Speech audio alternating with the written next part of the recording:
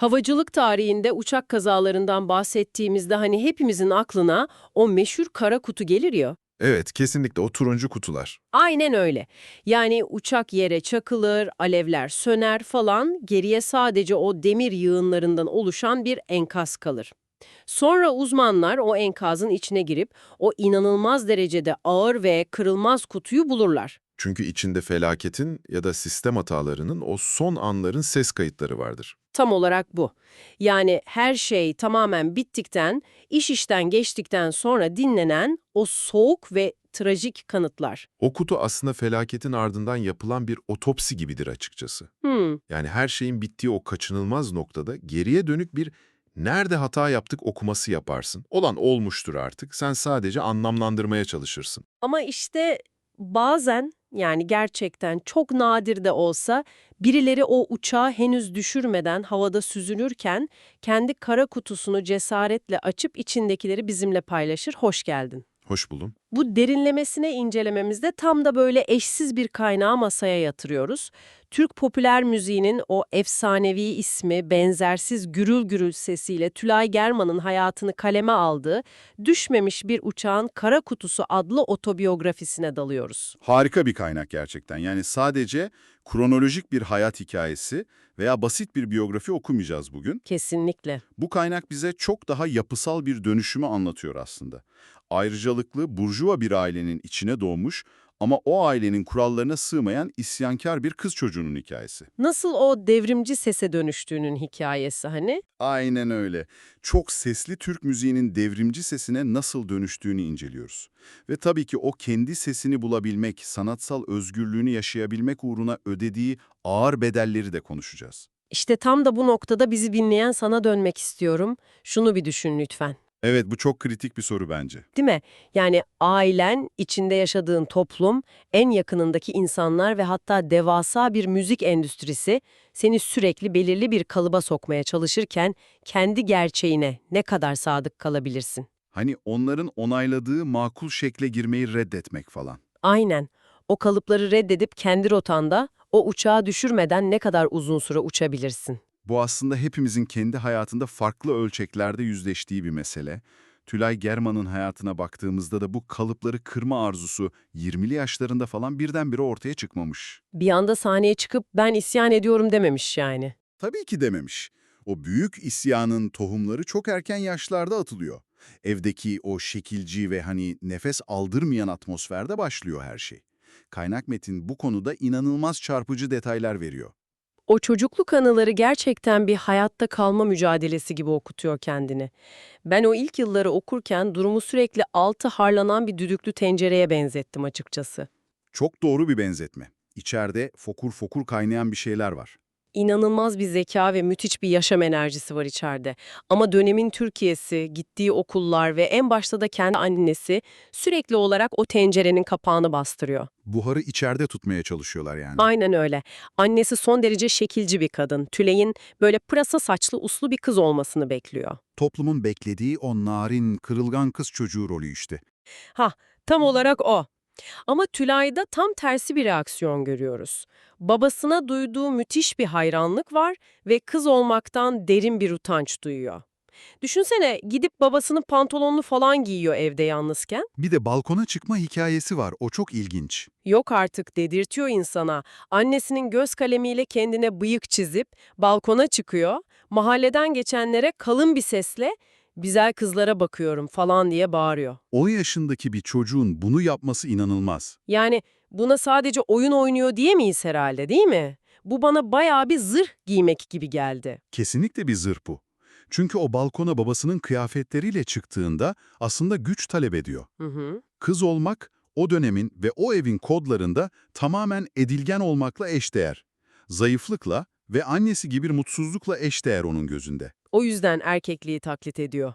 Yapısal bir reddediş aslında. Anlıyorum. Ve bu durumun yarattığı psikolojik travmanın en sarsıcı örneğini de nerede görüyoruz? Fatih'teki o evde adet gördüğü ilk gün yaşıyor. Ya orası gerçekten inanılmaz bir kısımdı. Düşünsene bedeni çok doğal bir süreçten geçiyor, ilk kanamayı görüyor ve bunun ne olduğu ona o güne kadar hiç anlatılmamış. Hiç kimse bir şey söylememiş. Tülay o an hamamcının kızı gibi evlenmeden hamile kaldığını zannediyor yahu. Gidip Cahide Sonku filmlerindeki gibi trajik bir veda mektubu yazıyor annesine. Bildiğin intihar mektubu. Aynen. Kendini denize atıp intihar etmeyi planlıyor küçücük çocuk. Bir toplumun, bir ailenin küçük bir kızı kendi bedeninden bu kadar korkutmuş olması cidden korkunç bir şey. Çünkü bedeni ona hep bir utanç kaynağı olarak sunulmuş. Saklanması, kontrol altında tutulması gereken bir tehlike gibi. Çok doğru. Aile içindeki bu kontrol mekanizması okulda da hiç farklı işlemiyor aslında. Üsküdar Amerikan Lisesi'ne gittiğinde oradaki sistemin de aynı fabrikasyon süreci işlettiğini görüyor. Lisenin müdüresi Feriha Hanım değil mi? Evet, Tülay'ı daha en başından mikrop olarak fişliyor kadın. Peki neden mikrop diyor ona? Yani sadece yaramaz bir öğrenci olduğu için mi? Hayır, itaat etmediği için. O dönemin prestijli kız liselerinin yazılı olmayan çok net bir müfredatı vardır. Neymiş o müfredat? İyi görgülü, yabancı dil bilen ama sonuçta kocasının yanında duracak şık bir ev kadını yetiştirmek. İtaatkar olmaları bekleniyor hepsinden. Makul kadın dayatması yani. Aynen öyle. Ama Tülay, okulun bu dayatmasına karşılık kendine bambaşka bir dünya kuruyor. Gidiyor idol olarak Nat King Cole'u falan seçiyor. Ella Fitzgerald'ı falan dinliyor. Düşünsenize 1950'lerin Türkiye'sinde elit bir okulun koridorlarında Amerikalı siyahi şarkıcıların o isyankar seslerine tutunuyor. Çünkü o seslerde kendi içindeki gibi o bastırılmış var olma çığımını duyuyor muhtemelen. Kesinlikle öyle. O derin ve acı dolu ama müthiş güçlü sesler. Yani aslında o müzikte sadece hoş bir melodi dinlemiyor, kendi ruh haline yansımasını buluyor orada. Siyahilerin o Amerika'daki dışlanmışlığıyla kendi evindeki o sıkıştırılmışlık arasında bir bağ kuruyor belki de. Çok güzel bir nokta bu. Ama dur şimdi burada sana şunu sormam lazım. Çocukken bu kurumsal baskıyı falan reddediyor, anladık. Müdüreye karşı çıkıyor, annesini dinlemiyor. Evet. Peki bu kadın büyüyüp sahnelere çıktığında, etrafı erkeklerle dolu çok güzel bir yıldıza dönüştüğünde ne oluyor? Çünkü kaynakta o romantik ilişkilerine dair okuduklarım beni epey şaşırttı açıkçası. Neden şaşırttı? Sanki o lisedeki isyankar kız hiç büyümemiş gibi sadece savaş alanı değiştirmiş hissi verdi bana. Aslında tam olarak öyle oluyor diyebiliriz. Savaş alanı okul koridorlarından çıkıp romantik ilişkilerin tam ortasına taşınıyor. Hah, değil mi? Çünkü ailede ve okulda kurumsal baskıyı reddeden kadın, yetişkinliğinde bu kez aşk ve korumacılık maskesi altında hayatına sızan mülkiyetçiliği reddediyor. Aşk adı altında kontrol edilmeyi yani. Aynen. Onun için partnerleri o lisedeki müdürenin ya da annesinin daha farklı bir versiyona dönüşme potansiyeli taşıyor hep. Bak şu İtalyan müzisyen Mario ile olan ilişkisi buna harika bir örnek bence. İkisi de müzisyen, büyük bir aşk yaşıyorlar İtalya'da. Adam buna evlenme teklif ediyor. Evet, çok kritik bir an o. Çoğu insanın hani işte hayallerimdeki hayat hem sanat hem aşk diyerek havada kapacağı bir teklif bu aslında. Ama Tülay hayır diyor. Çok net bir hayır hem de. Neden yani? Adam muhafazakar bir Türk babası falan da değil, İtalyan bir sanatçı nihayetinde. Çünkü Tülay için meselenin adamın kim olduğuyla gram ilgisi yok. Meselenin direkt evlilik kurumunun kendisiyle, o dönemki işleyişiyle ilgisi var. Evliliği nasıl tanımlıyor ki? Çok net tanımlıyor. Diyor ki evlilik ben senin malınım demek, önene de kölelik diyor. Vay be, çok sert. Tülay aşkı veya sevgiyi reddetmiyor ki. O sadece aşkın bir süre sonra kadının kimliğini silen hukuki bir sözleşmeye dönüşmesini reddediyor. Bir erkeğin soyadının altına hapsolmak istemiyor. Aynen öyle.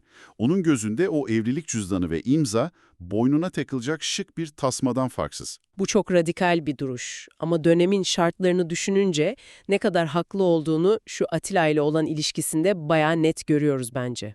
Kesinlikle o ilişki tam bir vaka çalışması. Meşhur tiyatro yazarı adamla tam bir zehirli ilişki sarmalına giriyor. Adam güya çok aydın, yazar, entelektüel falan. Ama iş kendi partnerine gelince içinden bambaşka biri çıkıyor. Tam bir kontrol hastası. Tülay'ın sahnede giydiği o kırmızı dekolte elbiselere falan karışmaya başlıyor. Sonra da o meşhur ultimatomu patlatıyor zaten. O ultimatom çok çarpıcıdır. Ya şarkıcılık ya ben diyor adama bak. 5 çocuğumuz olacak, benim ismimi taşıyacaksın diyor. Sadece benim paramla yaşayacağız falan. İnanılmaz bir ego değil mi bu? Dikkat ederseniz kelimeler hep aynı. Benim ismim, Benim param, benim kararım. Adamdaki sahiplenme takıntısı inanılmaz boyutta. Gerçekten öyle. Atilya'nın bu talepleri aslında Tülay'ın çocukluğundan beri savaştığı o zihniyetin tam kendisi.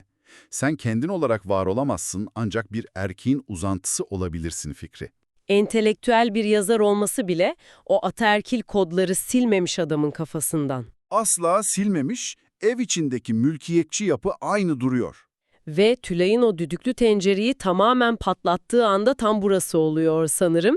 O güne kadar biriktirdiği bütün o isyan tek bir cümlede toplanıyor. O ikonik cümle. Aynen. Hiçbir erkeğin banyosunda çorap yıkamayacağım diyor. Bu o kadar ikonik bir laf ki Çünkü orada çorap yıkamak sadece sıradan bir ev işi değil. kesinlikle değil. Kadının erkeğe koşulsuz hizmet ettiği o görünmez köleliğin bir sembolü bence. Ve güvenli saygın hanımefendi olacağı o hayatı elinin tersiyle itip sahneye dönüyor yeniden. Kendi hayatı üzerinde böylesine katı bir bağımsızlık ilan eden bir kadının aynı bağımsızlığı sanatı içinde talep etmesi kaçınılmazdı zaten. Değil mi? Yani müziğe yansımaması imkansız. İşte o büyük müzikal uyanış da tam olarak bu psikolojik zeminin üzerine inşa ediliyor. O zaman gelelim bu hikayenin en çarpıcı kırılım noktalarından birine, Erdem Buri ile tanışması ve o müzikal devrim süreci. En heyecan verici kısım burası bence. Şunu bir netleştirelim önce. Erdem Buri ile tanıştığında Tülay zaten oldukça başarılı bir şarkıcı. Hani İngilizce caz falan söylüyor şık kulüplerde. Para kazanıyor, sahne alıyor. Yani müzikal olarak öyle büyük bir arayış içinde olması için görünürde hiçbir sebep yok aslında. Halinden memnun olması lazım. Görünürde yok tabii. O dönem Türkiye'sinde elit mekanlarda İngilizce caz standartları söylemek büyük bir statü sembolü. Hı hı. Fakat Erdem Buri, aristokrat kökenli entelektüel biri olarak Tülay'ın hayatına giriyor ve ona kariyerinin en büyük meydan okumasını yapıyor. Erdem'in o cümlesi çok sert ama sen Amerikalı zenci değilsin diyor kadına. Bırak cazı onlar söylesin. Neden kendi müziğini kendi dilinde söylemiyorsun diye de ekliyor. Sesi çıkmayanların sesi ol diyor ona. Bu aslında Tülay'ın o çocukluğundan beri bir zırh gibi tutunduğu o yabancı kimliğin elinden alınması demek bir bakıma. Aynen öyle. Erdem ona diyor ki isyan diyorsun çok güzel ama başkalarının acısını ödünç alarak kendi topraklarında devrim falan yapamazsın. Kendi köklerine dönmelisin diyor yani. Kesinlikle.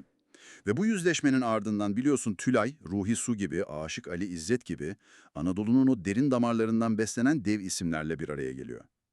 Ve böylece çok sesli Türk popüler müziğinin temelleri atılmış oluyor. Sadece bas ve davulla türkü söylemekten bahsetmiyoruz burada, değil mi? Hayır hayır.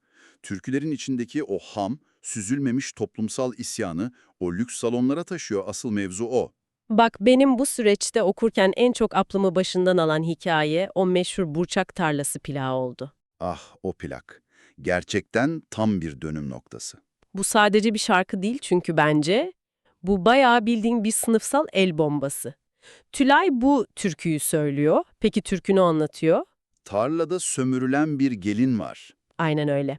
Burçak tarlasında elleri kanayan, güneşin altında mahvolan o gelin var.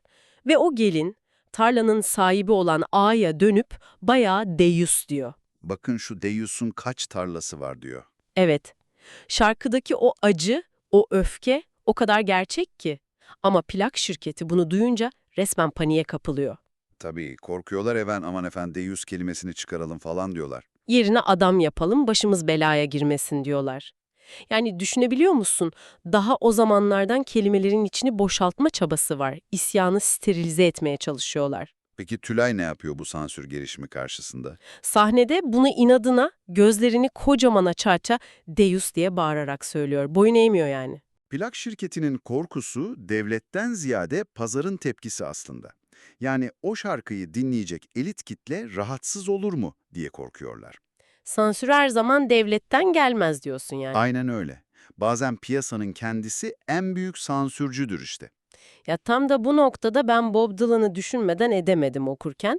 1965'te Dylan sahneye elektro gitarla çıkınca kendi kitlesi onu yuhalamıştı hatırlarsan. Evet, sen akustik müziğe ihanet ettin demişlerdi ona. Folk'tan rock'a geçip kendi seyircisini şoke etmişti adam.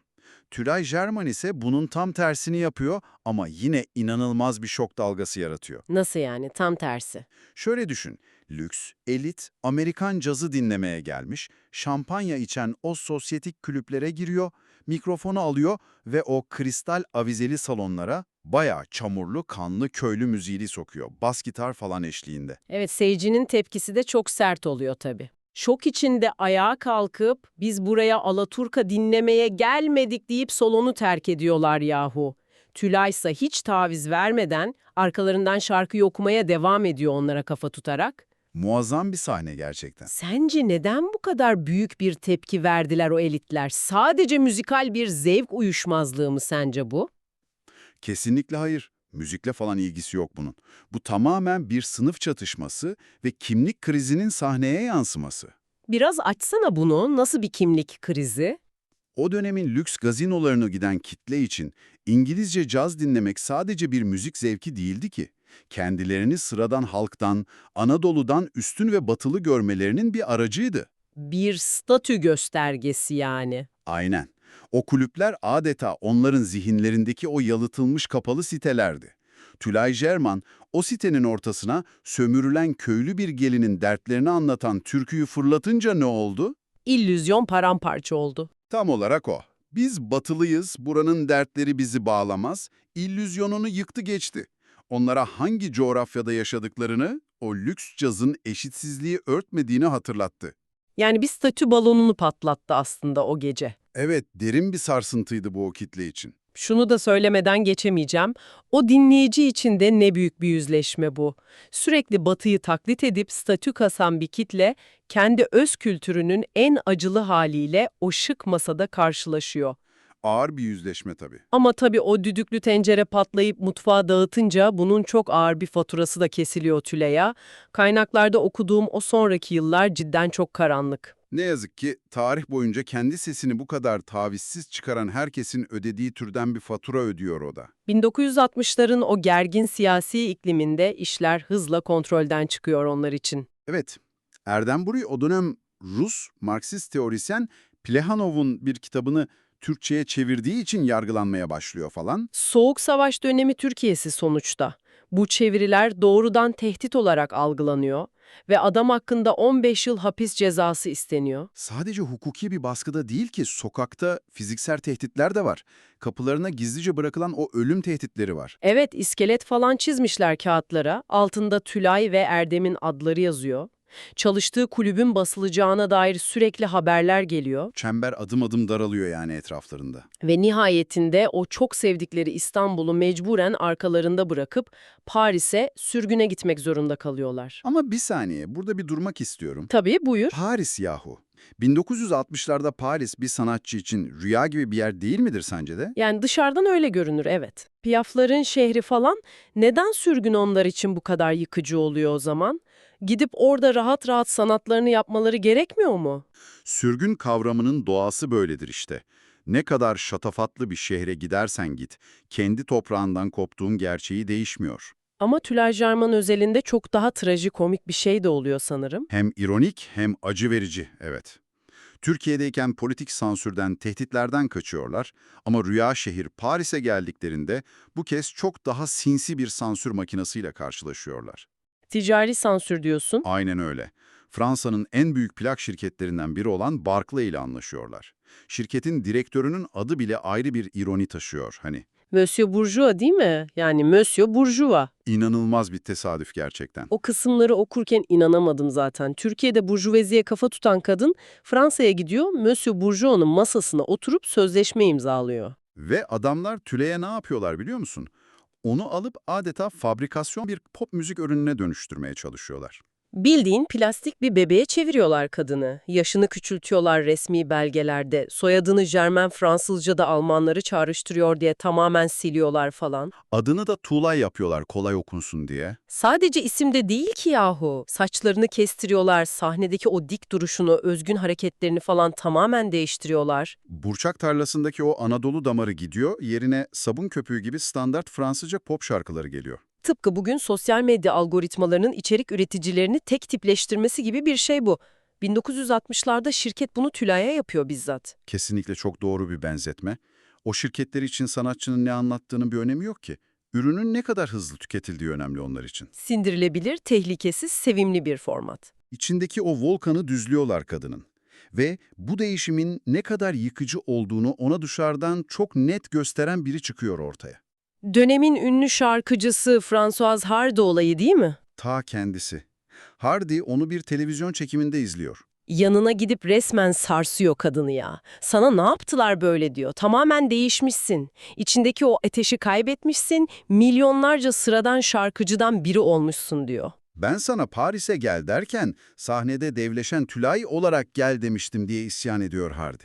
Bu sözlerin Tülay'ın üzerinde yarattığı o yıkımı ben tahmin bile edemiyorum. Çünkü en başından beri savaştığı o başkalarının istediği formata girme olayına bu kez sırf çarkın içinde kalabilmek için kendi rızasıyla boyun eğdiğini yüzüne vuruyor bu laflar. Sürgünün getirdiği köksüzlük hissiyle birleşince de psikolojik olarak darmadağın oluyor. Tülay'ın o kitapta anlattığı bir gece yarısı radyoda kendi sesini duyma anı var ya, Çok hüzünlü bir andır o, evet. radyoda kendi okuduğu Ave Maria çalıyor, onu dinlerken hissettiği duyguyu köksüz bir ağaç olmaya benzetiyor ya, ne kadar karanlık ve korkunç bir tanım bu. Türkiye'deyken vapur sesini falan duyunca ağladığını anlatıyor, düşünsene. Evet, simitçinin sesini falan özlüyor kadın. Bir yanda Paris'te plakları basılan güya çok başarılı bir dünya yıldızı var.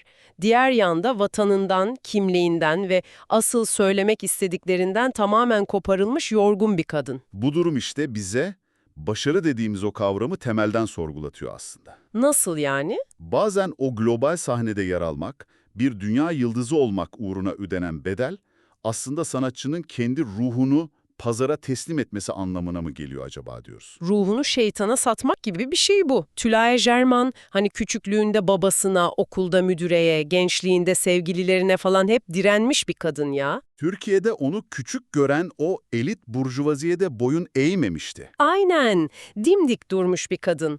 Paris'teki o devasa ruhsuz endüstrinin kimliğini törpülemesine daha ne kadar dayanabilirdi ki sence? Dayanamıyordu zaten, bildiğiniz gibi.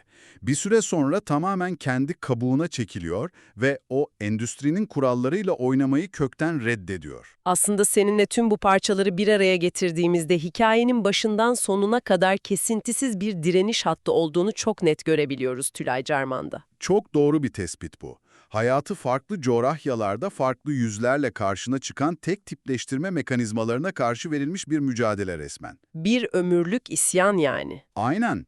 Önce okulda o tek tip düşünceye savaşıyor, sonra romantik ilişkilerde kadını eşya gibi gören zihniyete karşı savaşıyor. Ardından da müzik piyasasında kendi toprağını küçümseyen elitizme karşı savaşıyor. Ve en nihayetinde Paris'te o herkesi aynılaştıran ticari plastiğe karşı savaşıyor. Hayatı boyunca sadece ve sadece kendi gerçeğini savunmuş, bedeli neyse öderim ama o çorabı yıkamam, o kelimeyi değiştirmem ve ismimi de sildirmem demiş kadın. Tam olarak kara kutusunda yazan şeyler bunlar işte. Evet, bugün incelediğimiz bu eşsiz kaynağın adı düşmemiş bir uçağın kara kutusuydu.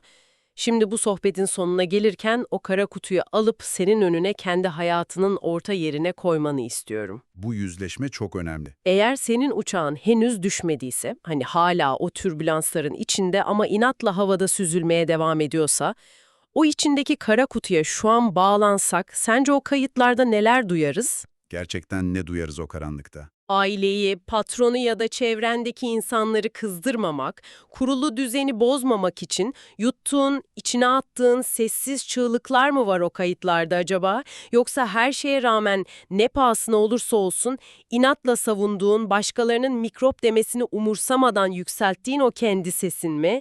Belki de artık başkalarının sana biçtiği o uslu rolleri bir kenara bırakıp kendi kara kutunu açmanın ve o şarkıyı sadece kendi dilinde söylemenin vakti çoktan gelmiştir.